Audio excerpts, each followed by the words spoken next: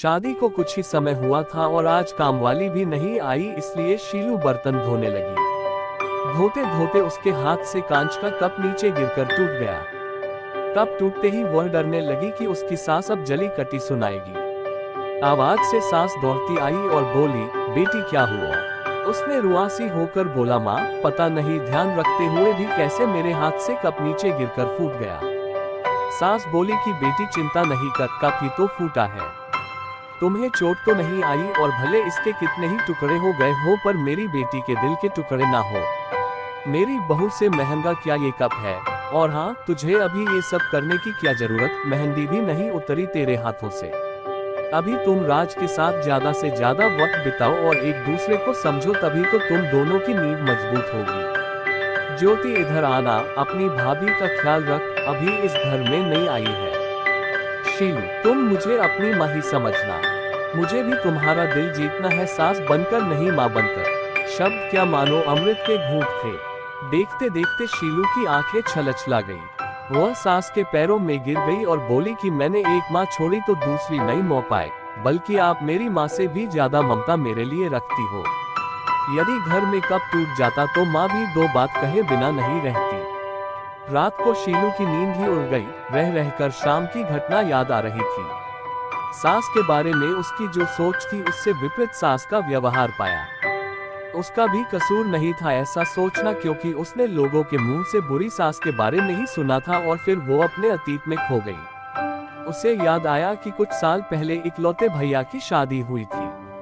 भाभी की हाथों से मेहंदी का रंग उतरने से पहले ही माँ ने भाभी पर घर के काम की पूरी जिम्मेदारी डाल दी और अपने ही नियम कानून के हिसाब से भाभी को चलने को विवश करती। माँ ने भाभी को घर में एडजस्ट होने में जरा भी वक्त नहीं दिया।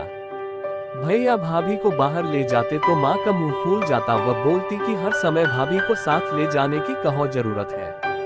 कभी भी भाभी को खुली हंसी हंसते नहीं देखा। समय के साथ भाभी ने सहना छोड़ दिया, फिर हर रोज घर में झगड़ा होने लगा। एक दिन भाभी के हाथ से कांच का गिलास नीचे गिरकर टूट गया। माँ चिल्लाने लगी कि कितना कीमती गिलास फोड़ दिया, रोज इतना माल खाती हो, उसकी शक्ति कहाँ गई। अपने मायके में गिलास फूटा होता तो मालूम चलता। कोई भी काम ठीक से नहीं होता, ना जाने कहाँ ध्यान रहता है। भाभी भी कड़क कर बोल दी कि हाँ मैं तो बैठी बैठी खाती हूँ, आप तो खड़ी खड़ी खाती है। जब से आई हूँ तब से रोज दो चार जली कटी ना सुना दो तब तक आपको चैन नहीं पड़ेगा। कभी मेरी माँ को तो कभी मेरे बाप को, हमेशा मेरे मायके वाले को कोसती रहती हो। दोनों तरफ से तीर बरसकर एक दूसरे को छलनी कर रहे थे। घर के अलावा उसने और भी जगह सास बहू के झगड़े सुनते सुनते डर गई व शादी से कतराने लगी। पर माँ बाप के कारण शादी करनी पड़ी और एक अनजाने भाई को लेकर ससुराल आ गई। पर आज की घटना से उसकी सोच ही बदल गई कि सब सास या बहू में ऐसा नहीं होता है। नींद ना आने की वजह से उसने सोचा चलो थोड़ी देर माँ से बात कर लूं। माँ ने इतनी रात को उसको फोन करते देखकर बोला कि शीलू सब कुछ ठीक तो है ना, कहीं जवई राजा या सास नंद से तो झगड़ा नहीं हो गया। वह बोली नहीं माँ ऐसा कुछ नहीं, मालूम है माँ आज मेरे हाथों से कप नीचे गिरकर टूट गया। तभी सास आ गई और आगे बोलती उसके पहले ही माँ ने बोलना शुरू कर दिया, बेटा फिर तेरी सास के चिल्लाने पर तूने अच्छा सा जवाब दे दिया ना। हाँ बेटा कभी भी दबकर नहीं रहना, तू भी पढ़ी लिखी अच्छी लड़की है, तेरे में कोई कमी थोड़े ही है जो सुनेगी।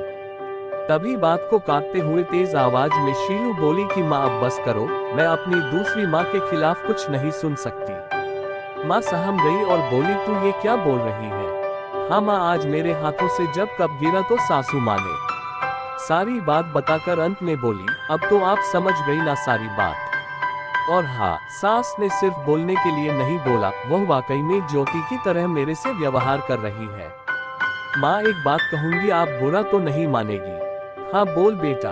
माँ काश आप भी मेरी नई माँ की तरह भाभी के साथ व्यवहार करती तो शायद भैया भाभी अलग घर में नहीं होते। माँ मेरी सास ने शुरू से ही अपने प्रेम से नींव मजबूत कर ली तो उस पर टिका परिवार में मजबूती कैसे नहीं आएगी। आज माँ को महसूस हो रहा था कि वो नहीं बल्कि शीलू उसकी माँ बनकर उसे अच्छी सीख दे रही है। माँ को गलती का एहसास हो गया।